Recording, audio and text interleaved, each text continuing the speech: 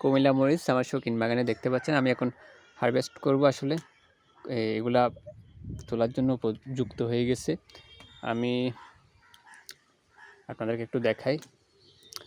কুমিল্লা মরিচ আসলে বিশেষ করে 12 মাসে হয়ে থাকে। এগুলো হাইব্রিডের কুমিল্লার মরিচ যেগুলো বলা হয়। আপনারা চাইলে আপনাদের ছাদ বাগানে কয়েকটা লাগাতে পারেন।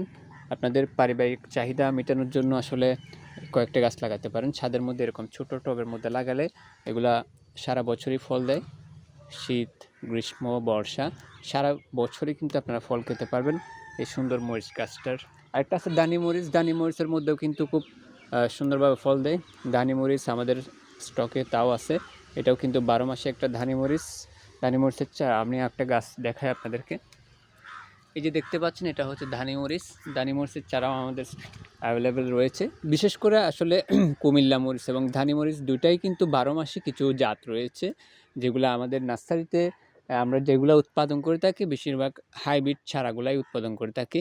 কারণ নর্মাল চারাগুলো তো সহজে আপনারা দেশি চারাগুলো পাবেন, যে বীজ থেকে সংগ্রহ করে যারা এই ক্ষেত করে, খামারি করে, চাষাবাদ করে তাদের ক্ষেত্রে এই যে দেশি মরিচগুলো তারা চাষ করে থাকে। এগুলো এক সিজনই হয় এবং ফল দেওয়ার পরে গাছগুলো তারা তুলে ফেলে।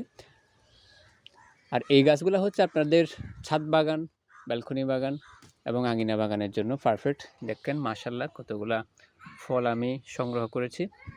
এগুলো হচ্ছে কুমিল্লা মরিচ। দেখতে পাচ্ছেন এখানে ছোট একটা আপনার কাঁচা মরিচ দেখা যাচ্ছে। আর এদিকে প্রচুর পরিমাণে ফুল এই গাছের মধ্যে। এই গাছ আমি আশা করছি আর মাস দুয়েকের ভিতরে আবারও আমি এই গাছ থেকে আমি এই মরিচ সংগ্রহ করতে পারবো। তো আজকে এতটুকুই। সবাই ভালো থাকবেন, সুস্থ থাকবেন এবং গাছের সাথে বন্ধুত্ব করবেন। ধন্যবাদ সবাইকে।